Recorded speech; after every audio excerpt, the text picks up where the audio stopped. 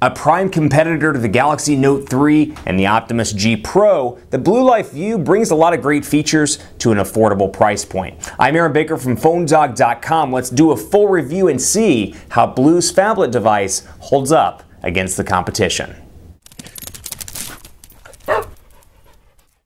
It's the BLU Life View, and if you want a device that's got pretty decent specifications and has that phablet look and feel, so you like the Galaxy Note 3 perhaps or the LG Optimus G Pro, but you don't want to spend all that money, the BLU Life View may be the device for you. Now, specs-wise, it's a little bit different. BLU is an upstart manufacturer based in Miami or in the Miami area, and they're really revolutionizing in a lot of different ways. Special thanks to them for giving us a review, and I'm excited to continue our quest into BLU's devices. Hopefully the Life 1 will be here soon. This is the Life View, which again brings that kind of phablet look and feel. And again, obviously to get down to that lower price point, they do skimp in some of the features departments, and they have to keep costs down. But still, you're getting a pretty decent device that's around somewhere between $299 to $329 depending on where you look. These are available for sale at Negri Electronics. They're available through Amazon and more, so if you're interested, be sure to check that out. Now, specs-wise here, you're packing a 1.2 gigahertz quad-core Cortex A7 CPU. Display-wise, you're packing a 5.7-inch display with 258 pixels per inch, 720 by 1280p on this device, and then on the back, a 12 megapixel camera here, as you can see, 2,600 milliamp hour battery on this device. You got HSDPA connectivity. Interestingly enough, it's a mini SIM card that this thing takes. It does have dual SIM card slots, but it's mini SIM, so we are connected to Wi-Fi right now. I haven't had a mini SIM in several years. Nano SIM and micro SIM is the name of the game with the US wireless carriers, but you can still pick those up if you need to at your respective wireless carrier for the most part. Android 4.2 running on this device as well. Jelly Bean, secondary camera, 5 megapixel front-facing shooter here, 1080p HD video recording capability. I should point out on the back, not on the front of this device. But Android 4.2, and yes, it looks like a relatively stock version of Android when you go through it, but underneath the skin, there are, hypothetically speaking, there's not really that much of a skin. Underneath the skin, you do have some cool little customizations on this device that make it a nice little phone in a lot of ways. But first, let's talk about the design here. You've got the power button on the right spine, 3.5mm headphone jack up top, micro USB charging port down at the bottom, and volume rocker over here on the side. From a feeling point, usability and overall standpoint of that, feels great in the hand here. Like the metal on the back, it gives it a premium feel while keeping costs down on the front. Obviously, it's not metal on the front, but still has a nice feel to it. I can't believe this device is around $299. They've done a great job making it a premium feeling device, but keeping those costs down. And again, I keep harping on the cost, but that's very important to a lot of people. A lot of people don't have $500 or $600 to spend on a device.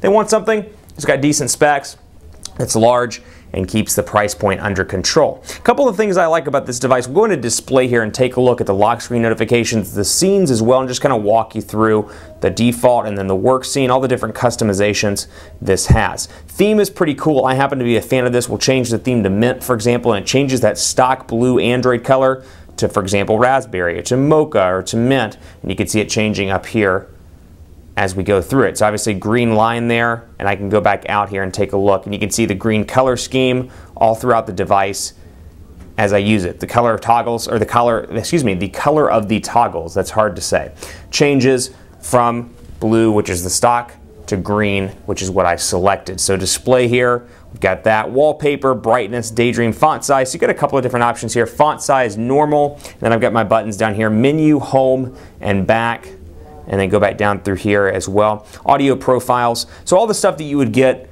on a larger device. Audio profiles, general, silent, meeting, outdoor, and then of course audio enhancer for earphone as well. It does have a 3.5mm headphone jack. This is where it gets cool though, smart gesture. We'll come in here and take a look, and the spelling's a little bit off. Proximity, I'm not sure what Promixy unlock is, but I'm assuming they mean proximity unlock. And there we go, it unlocked just by me moving the hand across the display. So you've got some of those Galaxy S4 and Optimus G Pro and G2 type features on a device that's $299. So it goes to show you can still get some of those cool software goodies in a device that's under 500 bucks. You can do stuff with silent, with speaker as well. You can answer the phone by waving the hand also, incoming call, camera snap, and more. So with camera snap turned on, I should be able to, and forgive the picture because obviously it's a pretty boring picture here. It's going to be the bottom of this mat that the phone's sitting on, but we'll go ahead and back out of that. And it should let me take the picture. There it is. You can see here, taking pictures in real time. and that is pretty cool. So otherwise, a pretty stock build of Android 4.2 here. We'll go into messaging and take a look just really quickly on this device. You've got that, and you do see some changes. We'll go to conversations here. Some minor changes here with the ability to add a picture, video, audio, and you can see this menu itself is a little bit different. I've got my emoticons right here, and then I've got my keyboard. Pretty stock look and feel here. Android keyboard through and through. Hey there, how are you? And of course with that nice big 5.7-inch display. It's only 720p, but still HD display, really crisp and clear in the color department. You can see that it moves relatively quick with little to no lag. Again, a quad-core processor. It's clocked a little slower than other quad-core processors on the market, and obviously it's not a Snapdragon 800 CPU like what we're seeing on the G2 and then on the the Galaxy Note 3 as well, but still very fast in day-to-day stuff. You've got your contacts here, and you can see how quickly this loads up. And again, going back to my customization, you can see the font change, or the color change rather, up top from blue to green. And you can see some minor customizations here as well. I've got my received calls, my missed calls, my dialed calls, and I've got my keypad right here. Again, green color scheme, a little bit different versus stock Android. See 611, just for example, I can dial from SIM 1 or SIM 2, so I've got that SIM card capability to use both, or use one or the other rather, all in my contacts or in my phone application, which I think is pretty cool. So dual SIM capabilities, both are mini SIMs, keep that in mind. We'll jump into the 12 megapixel camera here and take a look, and really quickly we'll run through the settings and see what we've got on this bad mamma jamma. HDR capabilities here as well, and you can see I can scroll through, do a couple of different things. HDR, it's taking the pictures as I'm going through here. It looks like, oh, it's because I'm waving my hand over it, duh. And I've got that, panorama. It's giving me instructions as well. Settings are down here, GPS location info, shutter delay, self-timer, picture size.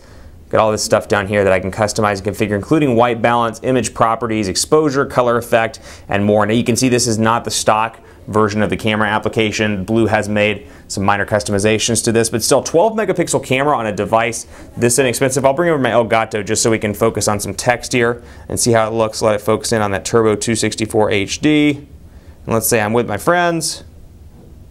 Snap, just by waving over the display, and I can go real time from my live camera application into the gallery. And you can see a little washed out there because the colors behind me, I have the windows open, but still a pretty decent camera all around. 12 megapixel shooter here, 1080p HD video recording, and then of course we'll jump right in to the web browser as well. So you can see 5.7-inch display, gonna be great in a lot of ways. One, for content consumption. So whether you're browsing the web, you're watching YouTube, 5.7 inches is great, and that's why a lot of people like it so much, be it the Galaxy Note line of devices or the Optimus G Pro, Sony Xperia's Z Ultra, all great for large display fans.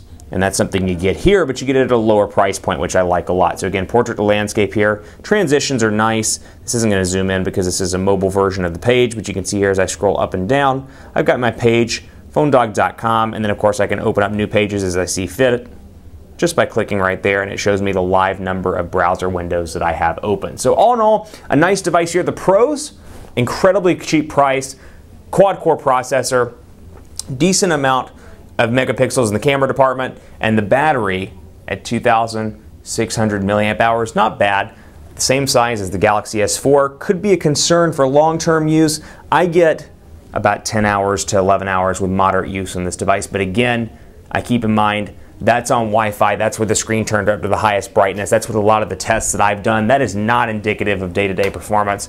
Get your SIM card in this, get the HSDPA Plus connectivity, or HSDPA connectivity rather, running, and take a look yourself. But overall, great device. The cons, clock speed isn't as fast, display isn't 1080p, and it may lack some of those goodies that you like from TouchWiz, from Sense, and more. But the build quality is great, the price point is reasonable, and you can pick this up through third-party retailers like Negri Electronics. Before I sign out, I want to give special thanks to our partners at Best Buy Mobile for giving us devices very similar to this for free that we turn around and give to you in the one-pawed bandit game on phonedog.com. When you walk into Best Buy Mobile, you'll walk out working. Look at your email, your web, your contacts, and your settings, all good to go. So when you walk out the door, you're working.